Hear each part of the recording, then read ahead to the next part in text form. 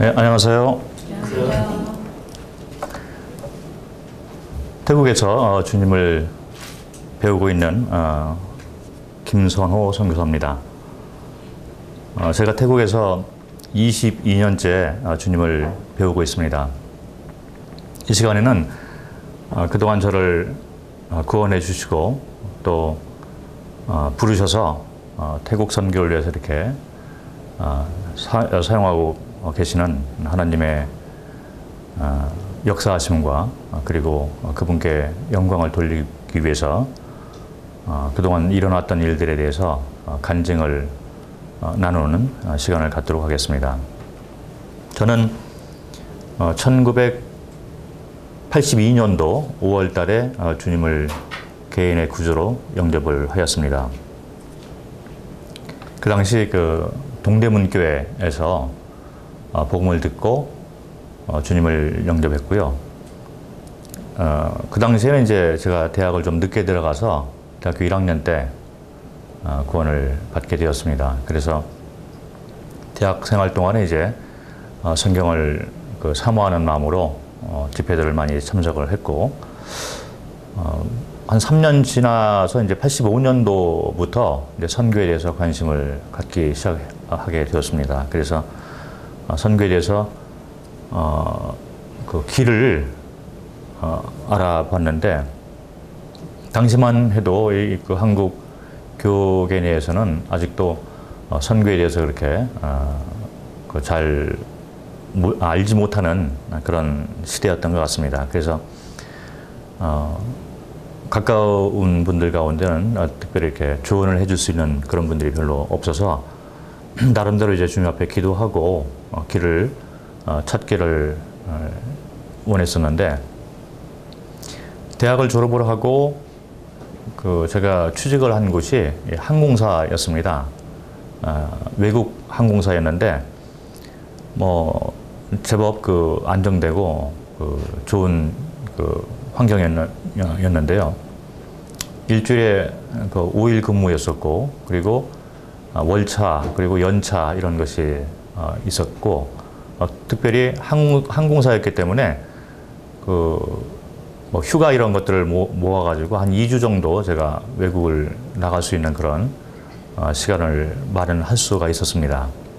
그 당시만 해도 외국으로 나간다는 것이 법적으로 이렇게 허용이 되지 않은 상황이었었는데, 저는 이제 항공사 직원이었기 때문에 복수 여권을 받아서 제가 유럽으로 이렇게 여행을 가게 되었습니다. 여행 목적은 이제 오직 선교에 대해서 알아보려고 선교 단체들을 이제 찾아갈 목적으로 여행을 다녔습니다. 외기라든지 또 우리 모임 계통에서 하고 있는 그런 선교 단체들을 알아봤는데, 결국 이제 주님께서 NTM이라는 새 부족 선교 단체를 이렇게 연결을 시켜 주셨습니다. 이 선교 단체는 이제 전문적으로 이 부족 선교만을 담당하고 있는 세계에서 아마 가장 많은 선교사들을 이렇게 파송을 했고 가장 재정적으로 부자인 그런 단체이죠.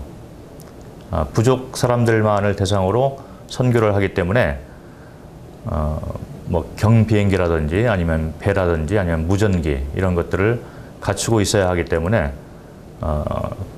재정적으로 풍부한 그런 단체이고, 당시 제가 이 NTM을 만났을 때는 한 3,000여 명 정도의 선교사가 전 세계에 파송되어 있던 상황이었습니다. 그리고 이들의 목적은 이제 복음이 전혀 들어가지 않은 그런 소수 부족들만을 대상으로 이제 복음을 전하는 그런 단체였습니다. 그곳에 연결이 되어서 제가 88년도에 한국을 떠나서 호주로 미국으로 가야 되는데 비자가 나오지 않았기 때문에 호주로 이제 가서 훈련을 한 2년여 정도 훈련을 받고 91년도에 다시 한국에 돌아왔습니다. 그 훈련은 저에게 상당한 도움을 많이 줬고요.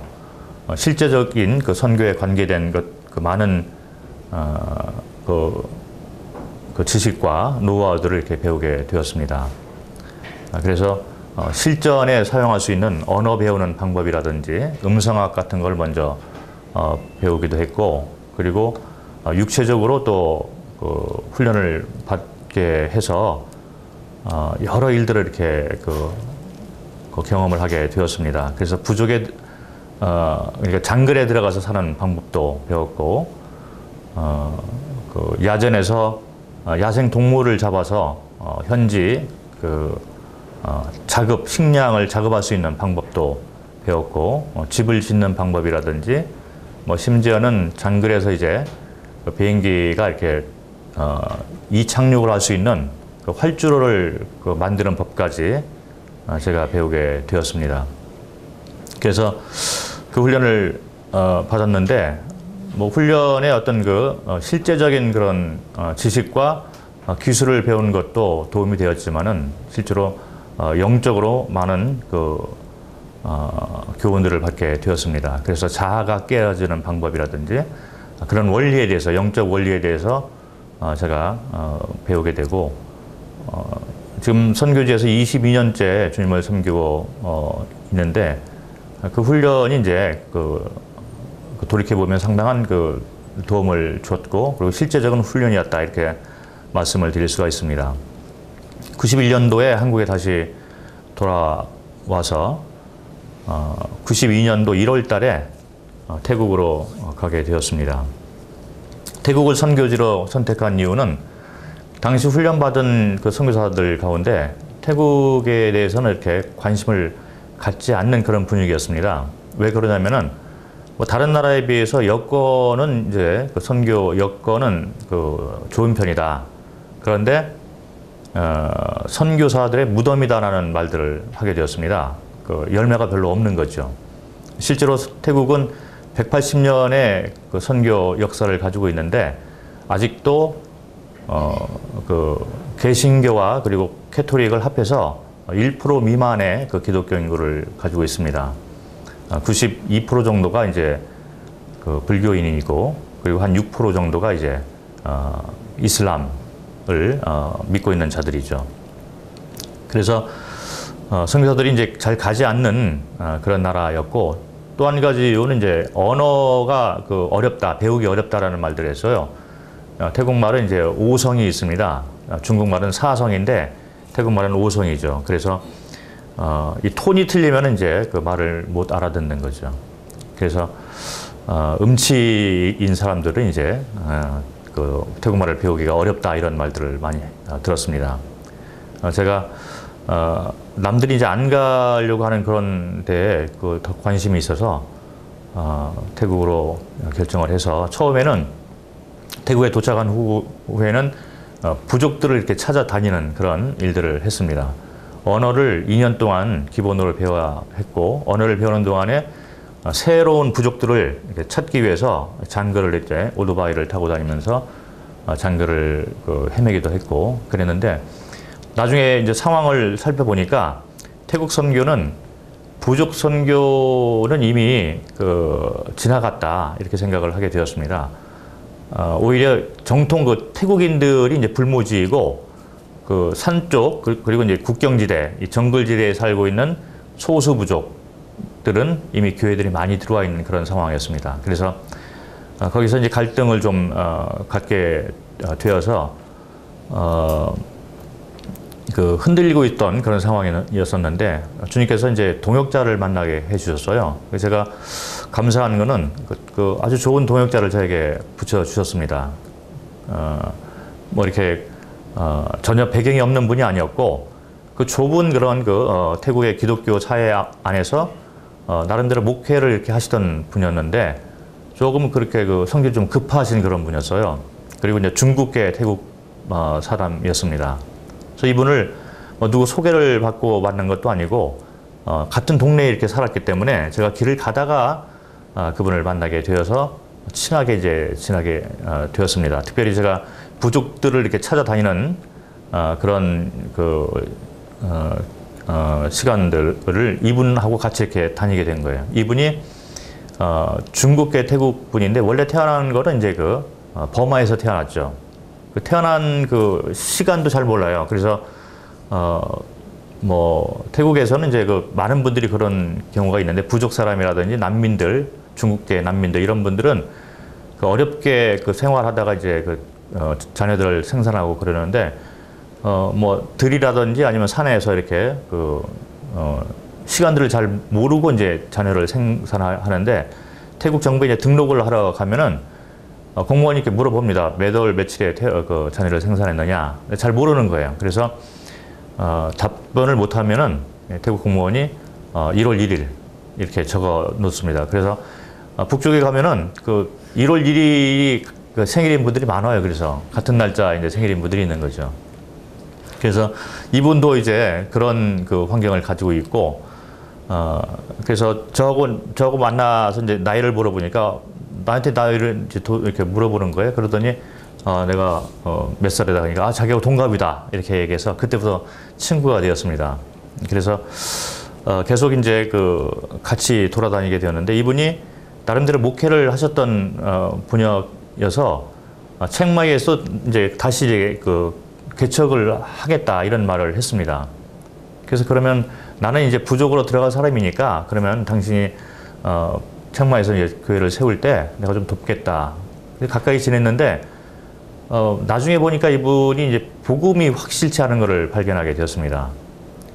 이제 북쪽 태국에 그 당시만 해도 좁은 그런 기독교 교회였었는데 복음이 확실치 않은 것이 이제 전반적인 그런 상황이었던 것 같습니다. 제가 교회 다닌다는 사람들 가끔 만나서 이렇게 물어보면은 구원이란 말을 이렇게 잘 몰라요.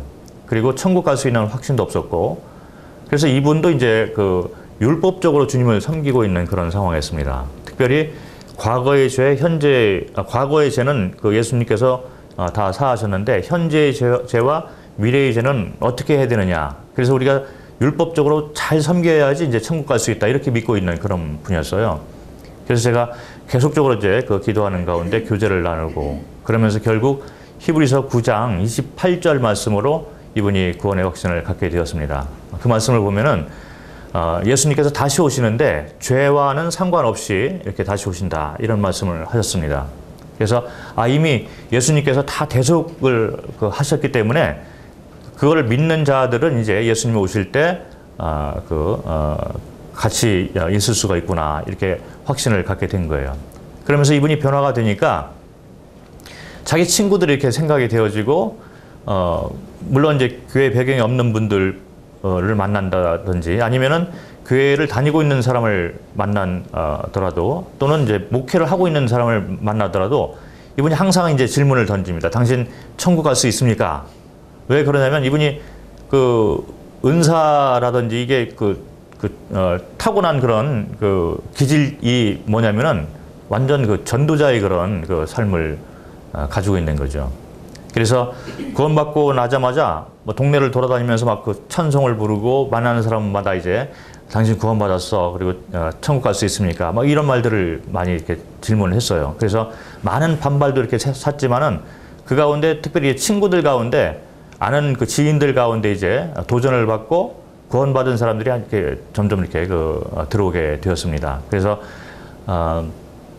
그 당시 저희가 처음 이제 그분이 이제 구원받고 그분과 같이 돌아다니면서 복음을 전했는데 많은 분들이 이제 교회에 들어오게 됐습니다. 그래서 거의 매달 저희가 침례식을 했고 그리고 이번에 친구들이 이제 목회를 하는 그런 분들이 많았기 때문에 그분들을 찾아다니면서 이제 성경 지식이 있는 분들을 배경으로 해서 이제 복음을 많이 전하게 되었는데 그 가운데 이제 많은 분들이 이제 은혜의 복음을 깨닫고 들어오게 됐어요. 그리고 그거를 이렇게 거절하는 그런 분들은 따로 모여가지고 회의를 해서 저희를 적대하기 시작했습니다. 그래서 저희가 이거 책마이에 제가 처음에 가서 자리를 잡게 되었는데 책마이는 북쪽 수도이죠. 그래서 우리나라 하면 이제 제2도시 마치 부산과 같은 그런 제2도시인데 그 북쪽 지역에 있는 일반 교계에서 저희가 이제 소문이 나기 시작했습니다. 그래서 이상한 이단이 들어왔다 이렇게 얘기를 할 정도로 저희가 너무 이렇게 그 강한 도전들을 주고 그러니까 많은 그 교파에서 스스로 이렇게 모여가지고 저희가 가르치는 그 가르침에 대해서 대적들을 많이 했습니다. 그래서 원래 제가 처음 만났던 이 동역자 이분이 속해 있었던 그런 그 교단에서도 회의가 되어졌습니다. 그래서 우리를 대적하기 위해서 목회자들이 좀 모여가지고 이분들의 가르침이 과연 무엇이냐를 얘기를 하면서 대적을 하려 이제 회의를 했는데 회의하는 가운데 뭐 가르침이 뭐 성경적이다 오히려 이런 말들이 나와가지고 자성하는 그런 그 분위기가 돼서 저희를 좁게 이렇게 보기도 하고 그래서 지금은 오히려 그 교단에 속해 있는 교회에서는 복음을 조금 이렇게 강조하고 있고 제대로 전하고 있는 그런 분위기였습니다. 그뿐만 아니라 북쪽에 있는 일반 그 교계에 대해서 저희에 대해서 많은 그 의문점을 품고 그리고 구원 문제를 자꾸 이렇게 다루고 구원받았으면은 또 이렇게 그 침례를 다시 주는 그런 그 분위기가 많았기 때문에 거기에 대해서 이해를 못하고 왜냐하면 성경적으로 볼 때 구원받고 난 사람이 이제 침례를 받아야 되기 때문에 구원받지 않은 자들이 다른 물속에 잠겼다 해서 그게 성서적으로 이제 침례가 아닌 것이죠. 그래서 구원받고 난 후에 다시 저희가 이제 침례를 줬는데 그것이 일반 교계 내에서는 이해가 잘 안 되는 그런 상황이었습니다. 그래서 북쪽에 이제 그 태국의 그 분들이 교회 지도자들이 이렇게 있는데 그분들이 어느 날 저를 불렀어요. 그래서 그분들은 뭐 태국 교계 내에서 이제 그 자리를 영향력을 미치고 있는 그런 분들인데 그분들이 모여서 저를 불렀습니다. 그래서 당신의 가르침이 무엇이냐? 왜 이렇게 많은 말들을 듣게 하느냐? 그래서 제가 설명을 쭉 하니까 전혀 문제가 없다. 그래서 그 가운데 오히려 저를 상당히 좋게 보시는 분도 있고 그리고 단지 하나 이제 그 충고를 이제 제가 받았는데 너무 공격적으로 사람들에게 대하는 거 아니냐? 그래서 그거에 대해서 제가 좀 교훈을 받았습니다. 그러나 그 후에 이제 그 북쪽에서 저희가 좋은 관계 속에서 지금까지 지내고 있고 어떤 분들은 목회를 하시는 그런 분인데 일부러 저를 이렇게 찾아왔어요. 그래서 구원을 어떻게 가르치느냐, 복음을 어떻게 전하느냐에 대해서 그 질문도 했고 그리고 침례를 왜 다시 꼭 주어야 되느냐, 침례에 대한 의미를 다시 한번 보고 그다음에 교회의 형태가 또 어떻게 모여야 되느냐 이런 것들도 자꾸 질문을 했어요. 그래서 처음에 제가 그분하고 이렇게 교제를 했는데 복음이 이렇게 확실치 않은 것을 보게 되었습니다. 그래서 복음을 전했는데 어느 날 이분이 이제 복음을 깨닫고 침례를 받아야 되는데 뭐 자존심이 좀 있어서 그랬는지 몰라도 다른 분한테 가서 침례를 받고 왔어요. 그래서 침례 문제에 대해서 그분이 이제 자기도 침례를 다시 받았다 구원받고 난 후에 그리고 난 다음에 이제 교회에 대해서 또 이렇게 여러 가지를 물었습니다. 그래서 제가 이제 여자의 위치에 대해서 이렇게 가르치게 되었는데 수건 쓰는 문제에 대해서도 물어보더라고요. 그래서 성경적으로 고린도전서 11장에 나와 있는 말씀이다. 그래서 쭉 그렇게 설명을 하니까 그분이 그 말씀을 받고 자기가 목회하는 그 교회에서 이제 그 가르침을 가르쳤습니다. 그래서 지금까지 그분들은 그렇게 머리에 수건을 쓰고 모이고 있어요. 그런데 목회하시는 그분이 지금은 북쪽 지역에 이제 기독교계 회장이 되어 있어요. 그래서 상당한 영향력을 미치고 있는데, 이제 태국의 북쪽 지역에 있는 크리스찬들이 쭉 이렇게 모여서 같은 집회도 하고 그럴 때가 있는데, 그럴 때 보면은 여자들이 머리에 수건을 쓰고 모여있는 그런 무리가 있습니다. 근데 그 목회자님이 담당하는 그런 교회죠. 그래서 아직까지, 그분은 이제 모일 때마다 여자들이 이제 머리에 수건을 쓰고 이렇게 모이고 있는 상황이죠. 그래서 나름대로 이렇게 북쪽에서 제가 영향력을 이렇게 미칠 수 있도록 그렇게 주님께서 인도하시고 제가 북쪽에서 이제 14년 동안 책마이를 중심으로 사역을 했는데 지금은 4교회가 세워져 있습니다. 원하지 않았던 그런 지역 그리고 생각하지 못했던 그런 지역이었었는데 구원받은 교인 성도들의 지인들 친척이라든지 그런 분들이 이제 사는 그런 도시에 가서 복음을 전하게 된 거예요. 그래서 어떤 지역은 주일날마다 저희가 책마이에서 이제 예배를 하고 그다음에 집회를 다 끝난 다음에 점심 식사를 하고 이제 그 차를 가지고 한 4시간 반 정도 가는 지역에 매주마다 가서 복음을 전했습니다. 그래서 왕복 한 8시간, 9시간을 저희가 매주마다 이렇게 시간을 들여서 밤에 이제 거기 가서 이제 그 전도 집회를 계속했어요. 그래서 한 1년 정도 그렇게 매주마다 하다 보니까 그곳에 이제 구원받은 분들이 생기게 돼서 거기에 이제 또 지역교회가 생기게 되고, 그래서 이제 또 그 지역을 통해서 또 다른 지역으로 복음이 전파돼서 4군데가 교회가 세워지게 되었습니다. 그리고 어느 날 그 중국에서 사역하시는 서양 선교사들이 이렇게 오셔가지고 그 집회를 이렇게 하고 그랬었는데, 그분들이 그 중국말을 좀 배우고 싶다라는 얘기를 했는데, 저희 교회에 이제 중국계 태국 분들이 있어서 이렇게 연결이 되어서 서양 선교사들이 이제 그 중국말을 배우기 위해서 저희 성도들하고 이렇게 연결이 됐어요. 그러면서 이제 중국에 가서 좀 복음을 좀 전해달라 이런 요청을 하게 되었습니다. 그래서 저희 동해 가시는 그 태국 분들, 이제 중국계 태국 분들이 있기 때문에 그분들하고 같이 이제 그 중국을 방문해서 복음을 전하고, 대학가와 그리고 이제 그 아시는 분들을 통해서 이제 복음을 전했는데, 지금 이제 중경 지역에 이제 교회가 세워져 있고, 그다음에 군민 지역, 그리고 이제 성도, 청도라고 그래, 청도 지역, 영천 지역 이런 데 이제 교회가 세워져 있습니다. 그래서 태국 성도들을 중심으로 해서 이제 그 중국 선교가 또 그 연결이 되어진 것이죠. 저는 그 복음을 이렇게 전해서 이제 성도들이 이렇게 그 모였는데, 제가 그 개인적으로 재정적으로 이렇게 그 지원을 한 게 없었습니다. 처음에 제가 재정적으로 이제 어려움이 많이 된 상태였기 때문에 오히려 태국 성도들이 저에게 도움을 많이 줬어요. 처음에 제가 이제 그 지원이 좀 없어서 이제 걸어 다녔죠. 언어를 배우러 이제 걸어 다니고, 태국 사람들이 저에게 이제 아무리 돈이 없어도 좀 자전거 하나는 살 수 있지 않느냐. 그 자전거 이제 중고 자전거를 사서 이제 타고 다녔는데 그것도 여의치 않더라고요. 그래서 나중에 이제 중고 오토바이를 하나 사가지고 네 식구, 그 당시에 이제 자녀가 지금은 셋이 있는데 그 당시에는 둘이 있었는데 4명이서 오토바이, 10년 된 중고 오토바이를 타고 이제 다녔었어요. 그러니까 오히려 태국 성도들이 저에게 그 재정적으로 도움을 주기 시작했죠. 그래서 제가 처음에는 이제 그 전화가 없이 집에 한 3년을 이렇게 살았는데, 교회가 생기고 이제 성도들이 생기다 보니까 이분들이 오히려 그 연락하기가 힘들어서, 그 당시 이제 처음으로 이제 그 핸드폰이 나와서 이만한 무전기 같은 핸드폰인데 그걸 갖다 줬어요. 그래서 집에 놔두고 우리가 연락할 때 이걸 받아라. 그럴 정도로 이제 오히려 제가 도움을 받게 되었습니다.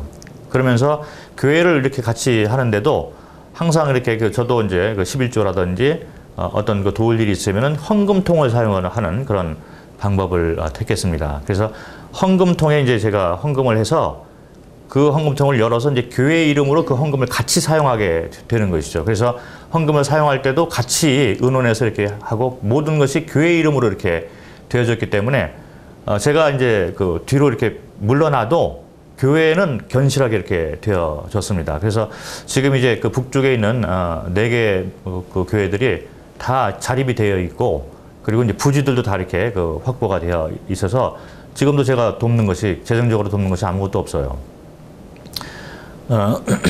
저는 이제 그 처음부터 그 선교사 입장으로 갔기 때문에 마음 가운데 제가 훈련 받으면서 이제 그거를 계속 배워왔는데, 선교사는 어차피 현지인이 아니기 때문에 세워주고 뒤로 물러나는 그런 역할을 해야 된다, 이런 거를 마음에 두고 있었습니다. 그래서 되도록이면 이제 그 처음에 현지인들을 이렇게 그 복음을 전해서 그들을 가르치고 그리고 세우고, 그리고 저는 뒤로 빠지는 그런 그 방향으로 사역을 계속 해왔습니다.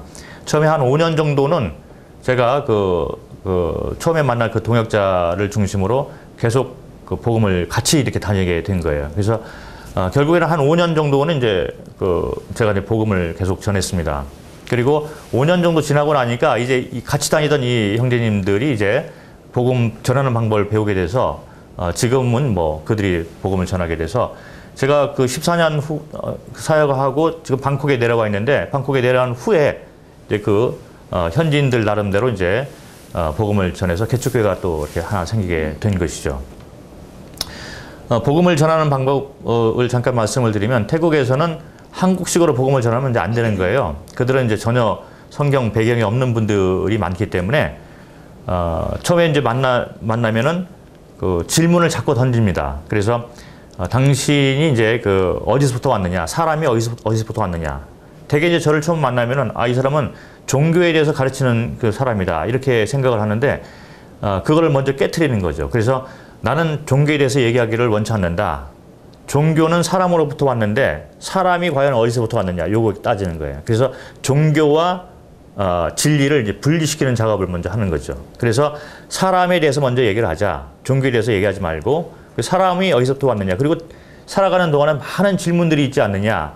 왜 남자가 있고 왜 여자가 있고 그리고 왜 언어가 틀리고 그리고 왜 죄가 있고 이런 것들을 이제 자꾸 이제 질문을 던지는 거죠. 그래서 답변을 이제 못하게 될 때까지 이제 질문을 하면은 그러면 이런 것들에 대한 그 답변이 있느냐 이런 질문을 하는 거예요. 오히려 저에게 그럴 때 이제 이 세상에는 창조주가 있다라는 걸 소개하고 그리고 이제 그 창조주가 인간들과 이 모든 세상을 만들었는데 거기에 대한 설명을 다 해놨다. 그것이 바로 그 성경이다. 마치 이제 우리가 이런 제품을 회사에서 만들면은 이 회사에서 이제 그 제품 설명서를 같이 만들어 주듯이 그 인간에 대해서 모든 만물에 대해서 설명을 다 해놓은 책이 있다. 그것이 바로 성경이다. 이렇게 얘기를 합니다. 그래서 성경에 대해서 관심을 갖게 해서 그 다음부터 이제 성경을 이제 가르치기 시작을 하는 것이죠. 그래서 성경이 이제 그 인간의 역사를 얘기하고 모든 하나님의 계획을 이렇게 얘기한 것이다. 그래서 과거, 현재, 미래까지 다 이렇게 얘기해 놓은 것이 바로 성경이다. 그래서 현재와 미래에 대해서를 얘기하는 것보다는 먼저 과거에 되어진 일들을 가지고 성경이 진리라는 것을 이렇게 증명을 해주는 것이죠. 그래서 처음 만난 분들에게는 반드시 창세기 1장부터 11장까지 인간의 역사잖아요. 여기에 대해서 이제 설명을 해주는 거죠. 그리고 창세기 12장부터는 이스라엘 역사로 들어가기 때문에 그걸 빼고 우리가 가지고 있는 일반 학교에서 가르치고 있는 세계사를 거기에 접목을 시켜서 일목요연하게 이렇게 창세로부터 지금까지 이렇게 설명을 합니다. 그리고 종교들이 어디서부터 태어났는가? 예를 들어서 이슬람은 이제 1500년 정도에 이제 나왔고 불교는 2500년 정도에 나왔고 그러나 인간의 역사 창세기에서 말하는 처음 만들어진 아담의 역사부터 지금까지는 한 6000년에서 10,000년 정도의 세월이 지났다. 그리고 그동안에 어떤 일들이 일어났는가를 이제 어떤 자료들 다 모아서 이제 설명을 다 보여주면서 하는 거예요. 그래서 노아의 방주가 실제로 있었던 그런 자료들을 다 보여주고 바벨탑 그리고 에덴 동산이 실제로 이 땅에 있었다. 그래서 에덴 동산에서 나오는 네 강이 있는데 그 중에 이제 2강은 아직도 이 땅에 있다. 그래서 그 이름이 이제 우리가 사용하고 있는 지도에도 나오고 있다. 그래서 티그리스 강이라든지 유프라테스 강 이런 거에 대해서 설명을 계속 하는 것이죠. 그렇게 해서 이제 구원을 확신한 사람들은 기반이 확실한 것을 이렇게 보게 되었습니다. 그래서 별로 흔들리지 않는 거예요. 그래서 성도들이 이제 자꾸 이렇게 많아지게 되었는데 저희가 책마이 교회 같은 경우만 해도 자립을 이렇게 시켜야 되는 목적이 있었기 때문에 교회 부지가 필요했습니다. 그래서 처음에는 이제 성도의 집에서 이렇게 모였었는데 어느 날 할머니 한 분이 오셔가지고 자기 아들이 사용하는 건물이 있는데 2층 건물인데 거기에 좀 오라는 거예요. 교회가 옮겨서 그걸 사용해 달라는 거예요. 그래서 이분이 이제 어떤 교회를 태국 남쪽에서 다니고 있었던 분인데 그분 아들이 이게 길을 잘못 들어가지고 홍등가를 10여 년 동안 이렇게 운영을 해왔어요. 그래서 그 홍등가를 성매매를 하기 위해서 만들어 놓은 건물이 이제 비어 있었던 거예요. 그분이 그 직업을 바꿨기 때문에 한 2년 정도 그 집이 이제 귀신집으로 이렇게 남겨져 있었어요. 왜 그러냐면 성매매를 하는 그런 여성들이 2층에 한 70여 명 정도가 이렇게 살았었는데 그 중에 이제 삶이 힘들어서 이제 자살하는 사람도 있었고 그래서 다른 데로 옮겨갔지만은 그 집이 이제 귀신집으로 이렇게 소문이 나 있어서 비어 있었습니다. 근데 그 어머님이 이제 저에게 와가지고 우리 교회가 그걸 좀 써달라는 거예요. 그래서 이제 공짜로 대가 없이 그냥 써달라고 이렇게 얘기를 했습니다. 그래서 저희가 그거를 한 5년 정도 이렇게 썼어요. 그랬는데 그런 소문이 북쪽에 있는 교계 내에 아주 좋은 간증으로 이렇게 번지게 되었습니다. 성매매를 하는 여자들이 한 70여 명이 모였던, 그리고 이제 관광객들이 오면 여자들이 밑으로 내려와가지고 조명을 받고 번호를 매기고 이제 기다리는 거예요. 그러면 손님들이 와서 그걸 이제 불러내서 이제 재미를 보고 이제 돌려보내는 그런 사업인데, 저희가 한 70여 명이 되는 성도들이 2층을 예배당으로 이렇게 사용을 하게 된 것이죠. 그래서 홍등가가 주님을 찬양하는 예배드리는 그런 장소로 이렇게 변화가 됐기 때문에 북쪽에 있는 교계 내에서 아주 좋은 간증으로 저희가 불려지게 되었습니다. 그리고 거기서 이제 한 5년 정도 제가 있었는데, 5년이 지나고 난 다음에 이제 저희가 나와야 되는 그런 상황이었어요. 그래서 제가 기도하는 가운데 처음 이렇게 책마이 교회를 시작했기 때문에, 책마이 교회는 조금 책마이 옛 도시, 이게 중심이죠. 이 중심에 이제 교회가 좀 부지를 가졌으면 좋겠다, 이런 기도를 개인적으로 했는데, 실제로 그동안 이제 저희가 건축 헌금을 계속 모았는데 이게 턱없이 부족한 거예요. 그래서 성도들이 이제 믿음이 약하기 때문에 뭐 외곽으로 자꾸 돌아다니면서 이제 물건들, 부지들을 봤는데, 그래도 이제 사지 못했었죠. 그래서 저도 주님께서 어떻게 인도하시나 이제 믿음이 흔들릴 정도로 된 거예요. 왜냐하면 5년 지나면 거기서 이제 쫓겨나야 될 판국이었는데, 제가 경매에 들어가기 시작했습니다. 그래서 경매에 붙여 있는 땅들이 이제 가격이 적기 때문에 그런 이제 땅을 알아봤는데, 그것도 이제 나중에 알아보니까 태국의 경매라는 것은 뭐 군인들이 다 먼저 가져가고, 그다음에 경찰, 그리고 뭐 사업하는 분들, 은행, 이런 사람들이 다 가져가는 거예요. 그래서 나오는 땅들은 진짜 별 볼 일 없는 땅만 나오는 거예요. 근데 그거를 이제 저희는 몰랐죠. 그래서 한 몇 개월 정도 경매 매주 토요일마다 들어가서 이게 뭐 했는데 안 돼요. 그래서 실망하고 있었는데, 어느 날 제가 이제 은행에 가서 다른 볼일을 보다가 이렇게 나오려고 하다가 경매책에서 봤던 그런 부지 하나가 생각이 났습니다. 그 부지는 이상하게 주소와 이제 지도가 이렇게 나와 있는데 가서 보니까 없어요. 발견하지 못했던 그런 부지였습니다. 그 부지가 갑자기 생각이 나가지고 들어가서 알아보니까 주소하고 이게 지도가 잘못 이렇게 적혀 있는 거예요, 그 책에.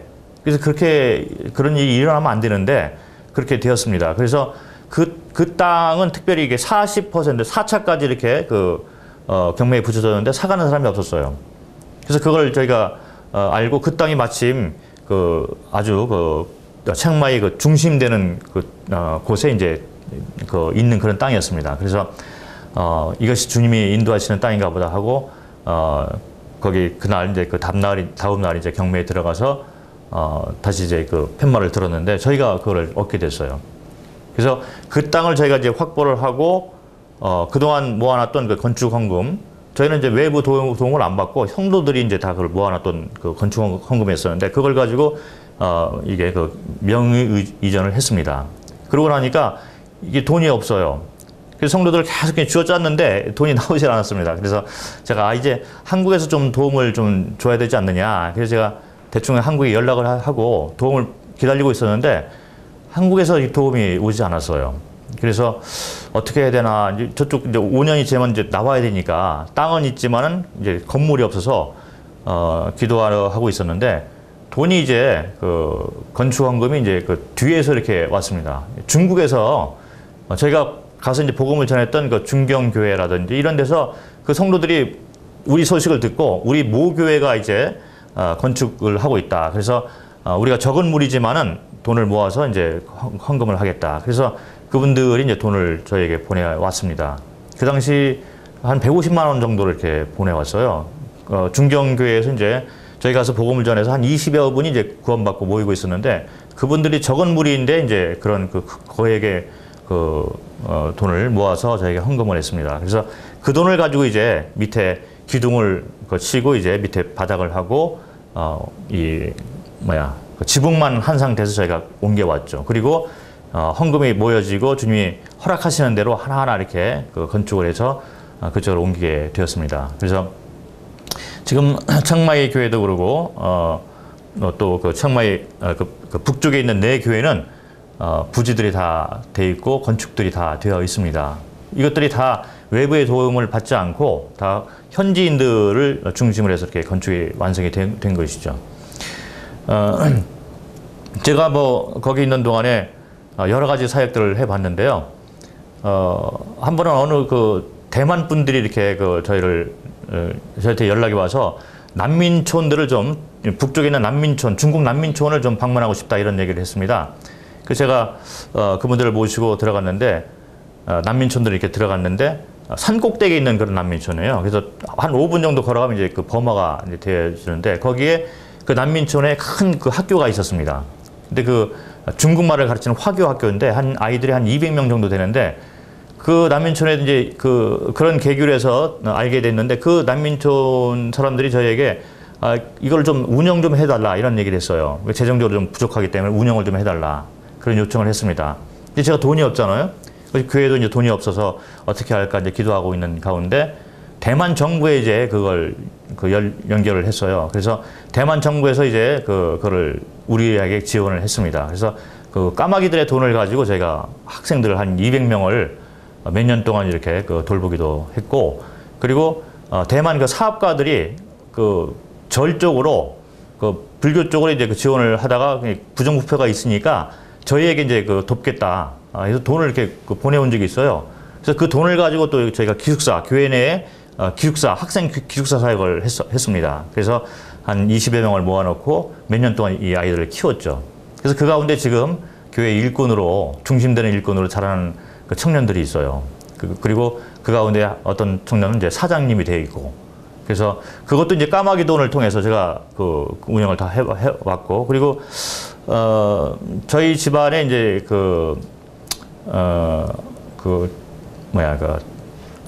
청년 자매 하나를 저희가 계속 한 6년 정도 이렇게 데리고 같이 이렇게 살았죠. 아버님이 이제 일찍 돌아가시고 어머님이 다른 지방에 가서 이제 사업을 하시기 때문에 이 아이를 청마에서 학교를 다녀야 되기 때문에 저희한테 맡겼던 거죠. 그래서 중학교 때부터 이렇게 쭉 데려와서 이제 같이 저희가 양녀처럼 이렇게 데리고 살았습니다. 그래서 지금은 그 아이가 이제 커서 이제 양녀인데 커서 지금은 사업을 아주 근실하게 하고 태국 경제인 협회에 있는데 거기에도 등록이 돼 있어요. 그리고 대학원까지 나오고 박사과정을 경제 쪽으로 공부하고 있고 자기 사업을 하고 있고 그리고 이제 증권 이런 데도 손을 대고 있고 그래서 상당한 경제적인 기반을 가지고 있는데 저희가 한 6년 정도 이렇게 같이 이렇게 키웠던 그런 아이입니다. 그리고 현지인들 중심으로 이렇게 사역들을 하는 데 있어서 조금 어려움들이 있었어요. 자기 희생이 이렇게 됐습니다.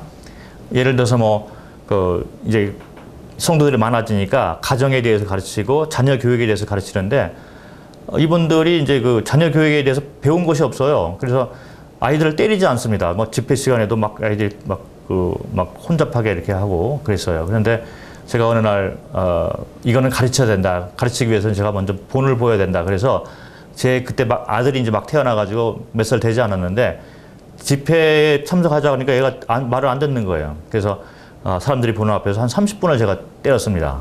그러니까 다 이제 무서워해가지고 지금도 그 아이들이 제가 한번 딱 가면은 저기 성교사님이 왔다 그러면 조용해요.